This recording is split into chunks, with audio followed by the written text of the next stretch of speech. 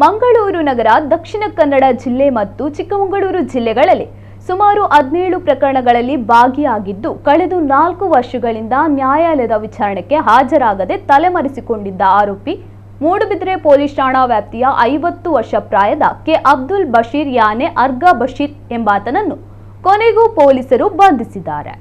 ಆತನ ವಿರುದ್ಧ ನ್ಯಾಯಾಲಯವು ದಾಸ್ತಾಗಿರಿ ವಾರೆಂಟ್ ಮತ್ತು ಉದ್ಘೋಷಣಾ ವಾರೆಂಟ್ ಹೊರಡಿಸಿತ್ತು. ನ್ಯಾಯಾಲಯಕ್ಕೆ ಹಾಜರಾಗದೆ ಮೂಡುಬಿದಿರೆ ತಾಲೂಕು ತೆಂಕಾ ಮಿಜಾರು ಗ್ರಾಮದ ಆರ್ಗಾ ಮನೆಯನ್ನು ತನ್ನ ಕುಟುಂಬದವರೊಂದಿಗೆ ತೊರೆದು ಬಂಟ್ವಾಳ ತಾಲೂಕು ಬಿಸಿ ರೋಡ್ನ ಪರ್ಲಿಯಾ ಎಂಬಲ್ಲಿ ಬಾಡಿಗೆ ಮನೆಯನ್ನು ಮಾಡಿ ವಾಸಿಸುತ್ತಿದ್ದನು. ಈ ಬಗ್ಗೆ ಮಾಹಿತಿ ಕಲೆ ಹಾಕಿದ ಮೂಡುಬಿದಿರೆ ಪೊಲೀಸರು ಏಪ್ರಿಲ್ 18 ಪರ್ಲಿಯಾದಲ್ಲಿ ಬಂಧಿಸಿದ್ದಾರೆ. ಆತನ ವಿರುದ್ಧ ಮೂಡುಬಿದಿರೆ ಠಾಣೆಯಲ್ಲಿ 7, ಬಜ್ಪೆಯಲ್ಲಿ 5, ಕಳಸ ಠಾಣೆಯಲ್ಲಿ 2, ಮಂಗಳೂರು ಗ್ರಾಮಾಂತರ, ಧರ್ಮಸ್ಥಳ, ಬೆಳ್ತಂಗಡಿ ಠಾಣೆಗಳಲ್ಲಿ ತಲಾ 1 ಪ್ರಕರಣಗಳು ದಾಖಲಾಗಿವೆ.